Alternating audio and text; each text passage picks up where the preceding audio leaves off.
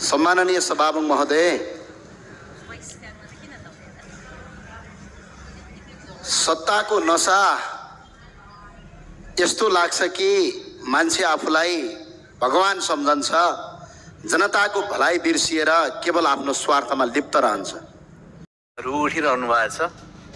म माननीय सदस्य स्वर्णिम वाग्लेलाई 3 मिनेटभित्र आफ्नो कुराहरू के हो राख्नको लागि अनुरोध गर्छु र बाँकी सदस्यहरू आसन ग्रहण गर्नुहुनेछ।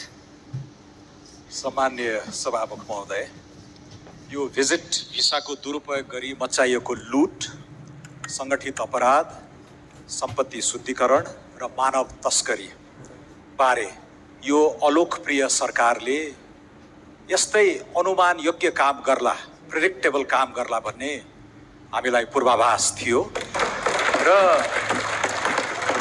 क्याबिनेट चल्दा चल्दै हाम्रो पार्टीका प्रवक्ताले एउटा ट्विट गर्नुभएको थियो, शङ्कर दास किन तीर्थ भट्टराईकै अध्यक्षतामा सुनपानी छर्कने यो समिति बनाए भइहाल्यो नि भन्ने प्रकार।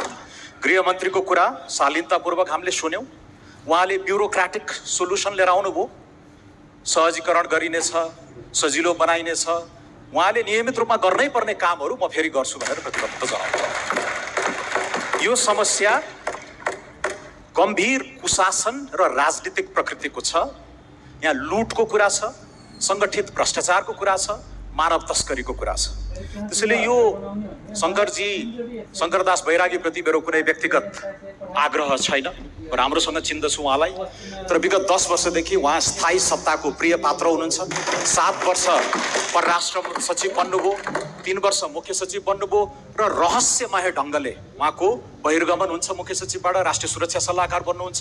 त्यसपछि उहाँ 1-2 दिनमा निवृत्त हुन लागेका अर्का मुख्य सचिव आउनुहुन्छ र त्यो पिरियडमा 10औं करोड अरबौंको टेलिकम माफियाद्वारा रचिएको घोटालाहरू भएका छन्।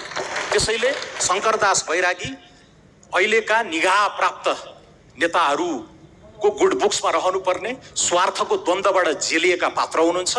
यो उहाँले यो जिम्मेवारी लिनुहुन्न भन्ने हाम्रो पार्टीको मत छ। त्यसैले उहाँ स्वयं सक्षम निकायहरूको रडारमा हुनुहुन्छ। सक्षम निकायहरूको रडारमा भएका व्यक्तिहरूले कसको छानबिन गर्ने? यहाँ गृहमन्त्री स्वयं सन्देहको घेरामा हुनुहुन्छ। हाम्रो पार्टीले के निष्कर्ष निकालेको छ भने गृहमन्त्री, उहाँ व्यक्तिगत रूपमा मेरो उहाँप्रति पनि आग्रह छैन, मलाई मनपर्ने व्यक्ति हुनुहुन्छ, उहाँ यसमा दोषी नहुनुहोस् भन्ने मेरो भित्रै कामना छ। तर परोक्ष संलग्नता उहाँको देखिसकेका छ, प्रत्यक्ष संरक्षण देखिसकेका छ। त्यसैले अब गृहमन्त्रीले गर्वका साथ भन्नुभयो मेरै प्रस्तावमा यो कमिटी गठन गरेको भन्नुभयो। अब के आरोपीले नै आफ्नै अनुसन्धान अधिकृत छान्दै जाने हो? अहिले यस्तो सिस्टममा गयौँ हामीले। त्यसैले यो गलत छ। यही हुन्छ भन्ने हामीलाई 3 हप्ता अगाडि थियो। त्यसैले हामी नयाँ हौँ तर बेवकुफ होइनौँ भनेको त्यसैले हो। त्यसैले हामीले के भनेका छौँ भने संसदीय छानबिन समिति त्यसले नीतिगत प्रणालीगत सुधारमा गहिरो काम गर्न सकोस् सहकारीकै मोडलमा, वा जाँचबुझ आयोग ऐन 2026 अन्तर्गत बहालवाला वा पूर्व न्यायाधीशको अध्यक्षतामा छानबिन समिति बन्नुपर्छ भनेको कारण यही हो। यसरी आफ्नो गोजीबाट मान्छे टिपेर ल्याउन नसकियोस् भन्ने छ। सभामुख महोदय, म टुङ्ग्याउँछु। 5वटा कुरा अद्यापि गम्भीर रूपमा ठडिए नै रहेका छन्। उहाँको परोक्ष संलग्नता, प्रत्यक्ष संरक्षणको सम्बोधन कसरी हुन्छ?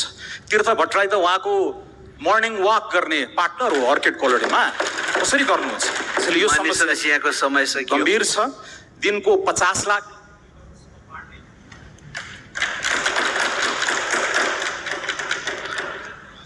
सदस्यहरू, आज गृहमन्त्रीज्यूले सभामा बोल्नको लागि समय माग गर्नुभएको छ। म मान्य सदस्यहरूलाई आसन गरेर सर्वप्रथम गृहमन्त्री रमेश लेखकलाई म समय दिन्छु र उहाँको कुराहरू सुन्यौँ। त्यस पछाडि मान्यहरूलाई केही पर्यो भने म बोल्न समय दिनेछु। त्यसैले मान्य सदस्यले आसन गर्नुहोस् र मान्य सदस्य गृहमन्त्री रमेश लेखकले सभाको विभिन्न समयमा उठेका विषयहरूका सम्बन्धमा बोल्नको लागि समय माग्नु भएकोले म उहाँलाई समय दिन्छु।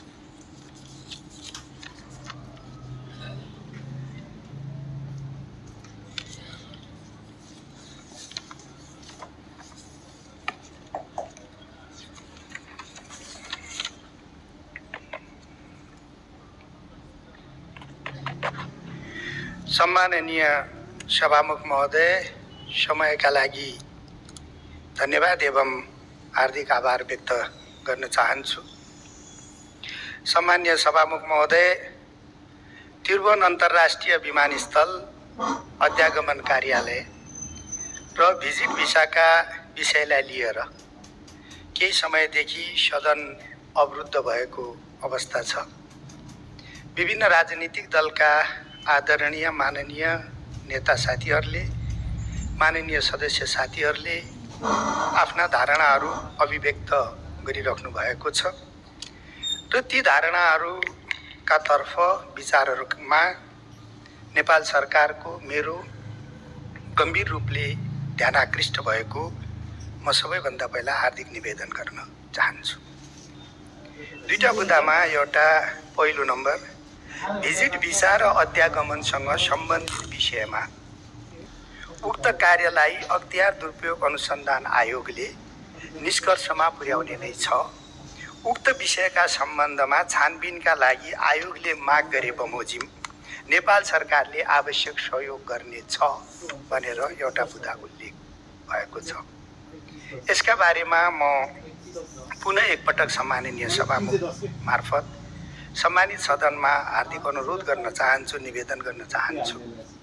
विषयका बारेमा संविधानले नै अख्तियारी प्रदान गरेको सक्षम निकाय अख्तियार दुरुपयोग अनुसन्धान आयोगले अनुसन्धान छानबिन गरिराखेको हुनाले त्यसलाई नै छानबिन गर्न दिने कुरामा हामी सहमत छौँ।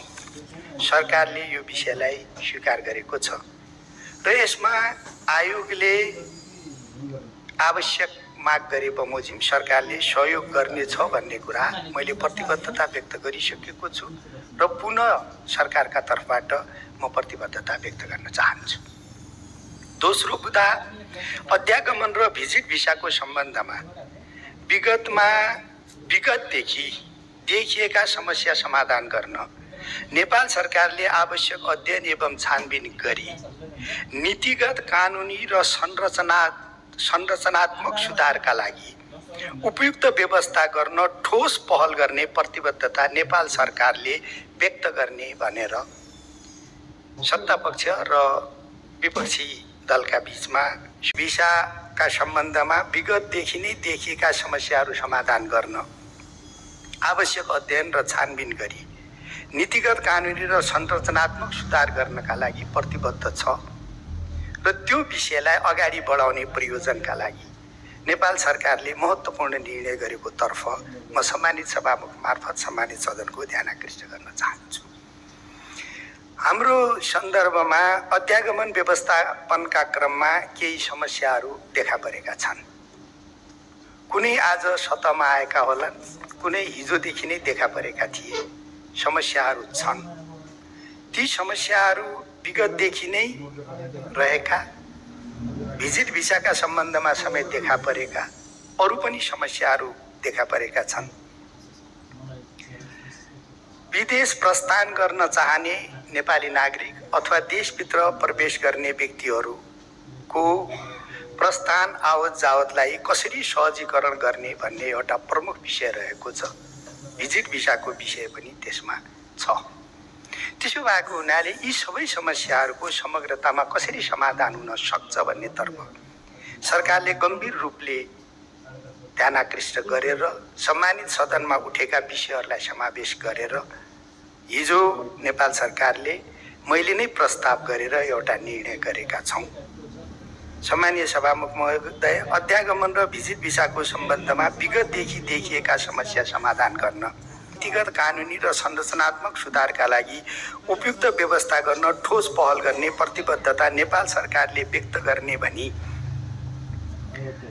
सम्मानित सदनमा भएको सहमति बमोजिम अध्यागमन र भिजिट भिसासँग सम्बन्धित विषयमा अख्तियार दुरुपयोग अनुसन्धान आयोगबाट हाल भइरहेको अनुसन्धानको कार्यमा असर नपर्ने गरी नेपाल सरकार मन्त्री परिषदको निर्णय अनुसार देहाय बमोजिमको कार्यादेश सहितको उच्च स्तरीय अध्ययन एवं छानबिन समिति गठन गरिएको छ भन्ने म निवेदन गर्न चाहन्छु।